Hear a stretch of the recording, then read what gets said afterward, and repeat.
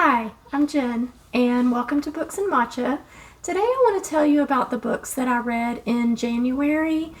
The first couple of books that I read were 5 stars, so let's just jump right into the books. The first book that I picked up in January is Jade City by Fonda Lee. Jade City is the first book in the Greenbone saga, and it's a fantasy/crime novel where two families are vying for the same territory and the same jade resources that are in this area. I gave this one 5 stars and I cannot wait to finish the rest of the series. I haven't come across Jade War in my local bookstores yet, so I may have to bite the bullet and order it soon. Up next is a graphic novel called Visitations by Cory Egbert. This graphic novel is inspired by the author's true story of growing up with his sister and his mother. He came from a divorced family where his mother would tell him not to talk to his dad or his grandparents, and she told him a lot of horrible things about his father. And of course the kids believed their mom because she was caring to them and she was their mother. And as Cory got older, at one point his mom kidnapped them, and basically they were homeless for a month as she was hiding in this state of paranoia. And Cory started to realize that maybe his mom is in a mental health crisis, and maybe the things that she said about his dad weren't possibly true. I found this book to be extremely engaging, extremely heartbreaking. I love the story, love the art. I highly recommend this one as well. I gave it 5 stars, and I'm glad that I came across it at my library. And then next I tried to read The Pairing by Casey McQuiston, and this one just didn't work for me. It hasn't even been a month, and I'm struggling to remember what it is that I read. The main characters in the story grew up together, they were in a relationship, they broke up for whatever reason, they find themselves both in Paris, and they start dating other people, and they do wind up back together. It's like a second chance romance. But I never really understood why things were happening the way they were happening and who these characters really were.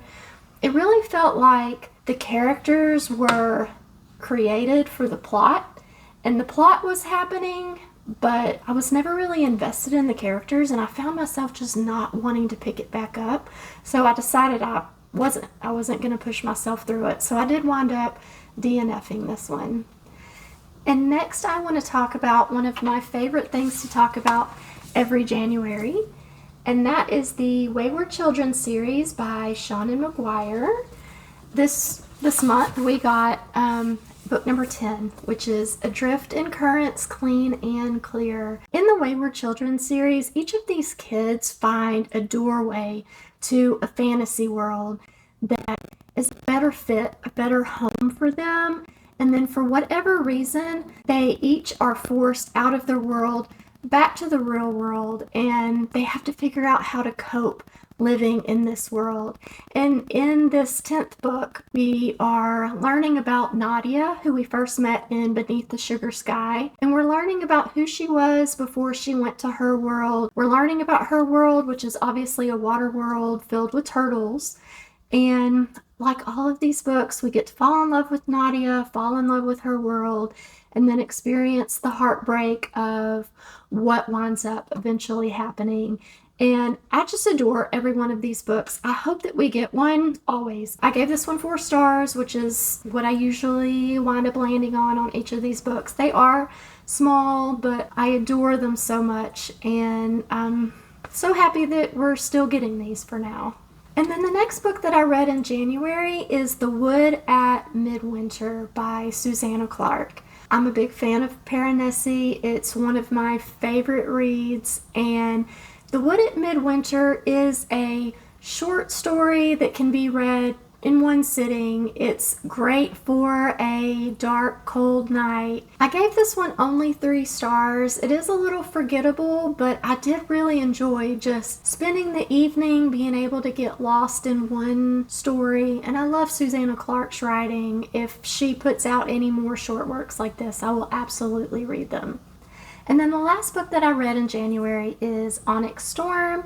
I am less than 100 pages in, so I'm confident saying that I'm enjoying this one, but I'll give you my full thoughts in February after I finish. And if you made it this far, thank you so much. Be sure to like the video so other people can find me, and let me know in the comments what your favorite book was that you read in January, and I'll talk to you soon.